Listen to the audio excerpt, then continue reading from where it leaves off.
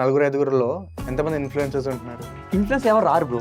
ఎందుకు రారు? కాంటెంట్ రాదు కదా బ్రో. ఇన్ఫర్మేషన్ కావాలంటే నేను నష్టపోయా అన్న ఒక వీడియో కావాలి కదా, మోసపోయా అన్న ఒక వీడియో కావాలి కదా, ఇన్ని కష్టాలు పడ్డా అన్న ఒక వీడియో కావాలి కదా. డైరెక్ట్గా నా ఫేస్ చూపించి చెప్పారంటే అవి ఏమి ఉండవు వాళ్ళకి. లాస్ కనపడినప్పుడు హౌ దే కెన్ గ్రో వాళ్ళు కూడా నాతో ఓపెన్గా చెప్తారు, ఇలా ఉండదు కదా బ్రో, మరి మనకి ఇన్ఫర్మేషన్ రాకపోతే రీచ్ ఉండదు. వాళ్ళు చేస్తున్న బిగ్గెస్ట్ మిస్టేక్స్ ఏంటి? వాళ్ళ ఫాలోవర్స్ నమ్ముకొని బ్రాండ్ స్టార్ట్ చేయడమే పెద్ద మిస్టేక్. నాకు ఒక 10,000 మంది ఫాలోవర్స్ ఉన్నారు, నాకు 1,00,000 మంది ఫాలోవర్స్ ఉన్నారు, నేను స్టార్ట్ చేస్తానంటే కొంతవరకు కొంటారు, ఎంతవరకు స్కేల్ అవుతుంది. టాటాయిస్ ఒకటి, ర్యాబిట్ ఒక స్టోరీ ఉంటుంది. అదేంటి టాటాయిస్ ఏంటి, మనం స్లోగా వెళ్తుంది, కన్సిస్టెంట్గా వెళ్తుంది, విన్ అవుతుంది. ప్రెసెంట్ వర్కౌట్ అవ్వదు. అది ఫాస్ట్గా వెళ్ళాలి, కన్సిస్టెంట్గా వెళ్ళాలి. ఈరోజు 10 అమ్మితే రేపు 20 అమ్మాలి, ఎల్లుండి 30, తర్వాత 50, తర్వాత 100.